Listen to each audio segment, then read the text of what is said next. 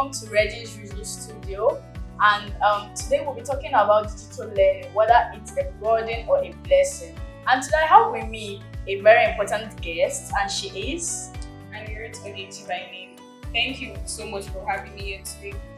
It's actually a pleasure. You're welcome. So today we'll be talking about digital learning, whether it's a burden or a blessing. You know, we live in a system where technology has taken everything that's from manual labor to is now digital learning. Everybody are going into digital learning. Education, you can learn it online, everything. So it's actually a blessing, and it's sometimes can also be a burden. So please, can you enlighten us on the blessing aspects? Okay. Digital learning is a blessing, but I wouldn't say it's completely a burden. It's actually a blessing because it has made education, that is e-learning, easy for students and for many of us that are doing research online. And the burden part is just the distraction. That's what I'm going to say. But digital learning to me surpasses, it has a huge advantage compared to disadvantage. Wow, yeah, that's true. Because I recently found out that I know that we can learn online. That's education aspect. Let me say you want to lose weight, you just go online and find out everything about it. You want to cooking trends, everything is online. So I'm not trying to say what that the burden aspect, because everything that has advantages also have disadvantages, right? So the burden aspect is, because there are some people that are very, very much addicted to it, which is not good. It's not actually good. So the burden aspect, can you talk to us more about it? Is it about the addictive part? Yeah, the addictive part. Well, digital learning, I repeat, is a blessing, and it's human knowledge. And through human knowledge, we're able to bring about artificial intelligence. And for it to be human knowledge, this is something God has impacted in us. So definitely, it's a blessing, and it's also directly God's creation. So in terms of addictive part, I feel it's not a burden because it can actually be controlled. It's just a disadvantage. It can actually be controlled. If you say, okay, yes, there are some people very addicted to online and several things online which are not even necessary to humanity, but still yet this addictive part of humanity can actually be controlled, just as I said. It's just for you to be determined and to say to yourself that, okay, yes, I want to control the way I surf online, the way I am active on social media. It's something you choose, it's a decision you make yourself. So someone saying, or any person saying digital learning is a burden, I actually don't. I don't agree to that. I agree that it's actually a blessing. I feel it's totally a blessing, but still yet there are still some disadvantages. Just there are some heinous sites online and hacking, and also even there are ways now, because from the way our digital age is moving so fast, there are now ways that computer technicians or whatever they are called are now able to access your account and every other thing through digital. So I would say I would accept that, yes, that's part, but it's not also depending on you. You also have to control yourself, that you don't visit this site, you don't share certain details online. But still yet, I still stand on my ground that digital learning is a blessing, because now you can see students, you can see children learn from their house. They don't need to go out. So it's also a blessing for we Nigerians too, because insecurity rate is getting high. And in the northern part, if they can instill this digital learning, it will also help the northern region too. But still yet, Nigeria, I don't know what to say. I don't want to say we're backward. Let me be positive. We're actually going forward, and we're moving forward, and we'll move forward. So that's all I can say concerning the addictive part. As I said, it can be controlled. So if you're tagging the addictive part as a burden, it doesn't stand as a burden because we can control it. Some apps now, some apps in phones that are actually accessed online, they've instilled the ways you can control users. There are some apps that will tell you, oh, you've used this app for a certain time, you have to have a break, you have to, So you can see we're also going through So I feel like developers, users, or online people that work in the back end, they should also like create measures in controlling to control users on how they use the digital websites and online. Thank you. Because communication is key. Communication is very, very important. We use our digitals to communicate, watch trending videos, just to keep up with the latest trend like fashion, eating meals and all of that. But then people should still have control over it, because you don't let your gadgets control you. Yes. Because it's not everything you must not have everything.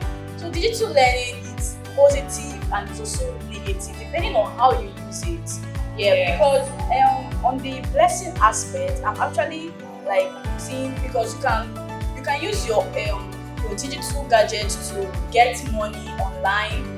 That's open up a site that will give you millions of dollars, just for you to have something positive you're doing. Everything must not be negative, because now people are into fraudstering and all the rest of that, trying to hack into people's accounts, collect stuff that does not belong to them, something like that. So it's not good, because when you use what you have, the negative part, just channel it into being positive.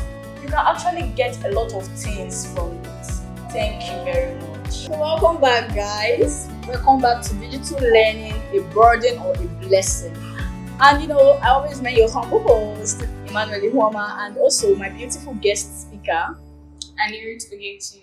So I hope that she has enlightened you guys on digital learning, a blessing or a burden. So now I would like to ask her some questions from her personal experience. So Amara, please tell us, how has digital learning impacted in your life? Okay, how has digital learning impacted my life? So first of all, I am a student of Enugu State University of Science and Technology, a 300 level student to be precise, Mass Comm. So how has digital learning impacted my life? Digital learning has not just impacted in my academical life, it has also impacted in my life as a whole. Digital learning has impacted because I don't just learn specifically in my field. Just as any person from my field would advise, you read widely and widely. That is, you don't just focus just in your field, also other fields, to outside fields. You also know something about it. So going further to the question I was being asked, digital learning has impacted my life starting from when I was in secondary school, because I'm somebody that don't just rely on textbooks or whatever the teachers or lecturers has to say by mouth. I also go further to researching, and my researching alone is digital learning. And there are also PDFs online that even our lecturers do use PDFs online. So that is a form of digital learning. So digital learning has impacted in my life in several ways. Take for example, in university, there is no how. You cannot tell me that the lecturers are always teaching you everything. They don't teach you everything, and the next thing you're having an exam, and during the exam you are saying what the lecturer did not even teach. But you see that PDF that the lecturer will give you, if you go through it, if you learn it, even go further to other online, as far as you have your course outline, you go further to learning online, that is digitally. It's guiding. It do guide me. That's what I use actually. And with the help of this digital learning, with the help of me surfing online, going online to research and know more about the course, it has helped me in my academic life in this university, ASUS, to even be precise, because that's how I'm able to even answer some questions that I see in exam. So digital learning has impacted me in several ways. There are many other experiences that we have. Okay, so you've told us how it's impacting your life presently, but then how do you manage your screen time and your activities? How? How do I manage my screen time and my activities? I don't have much activities. I'm just a student, or there are other things that I'm also trying to learn also aside. So how do I manage my screen time? To be honest, I'm not quite a good person like that. Wow. To be honest, but there are times where I just be like, okay, let me be on my phone. And there are times where if I'm even on my phone, if I notice I've been on my phone too much. I can't. I just feel like I'm lazy. I just feel like it's like I'm not doing anything in my life. That's what I just feel like. So I just at that moment when I just have that thought, I just stop using my phone at that moment. I just say, please, let's go and live life. There are sometimes whereby I even tell myself, I even like discipline myself that you're not going to touch your phone for a couple of hours. That's to show you how I manage my screen time. But there are a lot of people that don't manage their screen time, and I'm not going to blame them because maybe they don't really have much activities. Also, I don't have activities like that, just like I said. But still yet, I feel like there's life outside the digital world. Sometimes you have to go out. You don't just watch from the digital world. You don't just learn digitally alone. You also like go out, see things for yourself. You learn physically also. It also has an impact. It gives you this experiential learning. So that's how I manage my screen time. What was the other part you asked again apart from managing my screen time? And your activities. And my activities. As I said, I don't have much activities, but still yet I still have activities. Not like I didn't do anything. Okay. Thank you. So okay, one last question. What are like your biggest challenges of digital learning so far? My biggest challenge is data. Data is costly. It's too costly. You heard of the news of the man that he sold 150 gigabytes. He went to NTN. He stormed an NTN office and was like, "How we 150? I don't know whether it's 150 gigabytes, but it was like he finished in 3 days." Data is to finish. Please, data is getting costly. And the next thing again, lights. Yeah. Lights is number two. Like number 2 issues when it comes to like digital learning. Because I thought we're just like I said, Nigeria is moving forward in digital learning. But still yet, please, if we are pushing forward for digital learning, online learning, there have to be lights. Yeah. In Amani, where I stay, Amani, there's hardly lights. Like I literally rely on power bank. If the power bank I'm relying on tech is relying on shop. Oh really? And number 3, what's number 3 again? I think those are my major challenges. Like number 3, distractions. Now there's no distraction. Before you want to pop up from Instagram, from TikTok, and you want to go and check out. Despite the fact that I said I'm managing my screen time, sometimes I do forget myself in TikTok. So exactly, I'm still trying to manage that aspect. But that's my biggest. Those are my challenges. But by the grace of God, I'll be able to overcome them.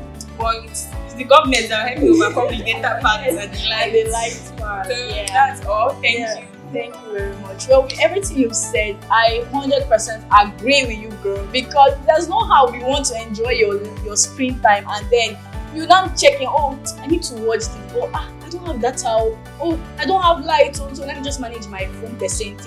And for some of us that don't have power bank, or we do rely on lights or generator. And what if you don't have money to buy fuel? What if you can't even afford a generator? So everything is just for the government to like help us.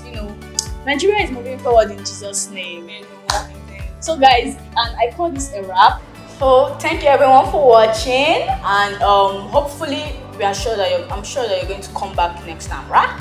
Yeah. So thank you for watching, and it's a wrap from Redis Visual Studio and from our beautiful guest over here. Yeah. Well, it's a wrap. Thank you.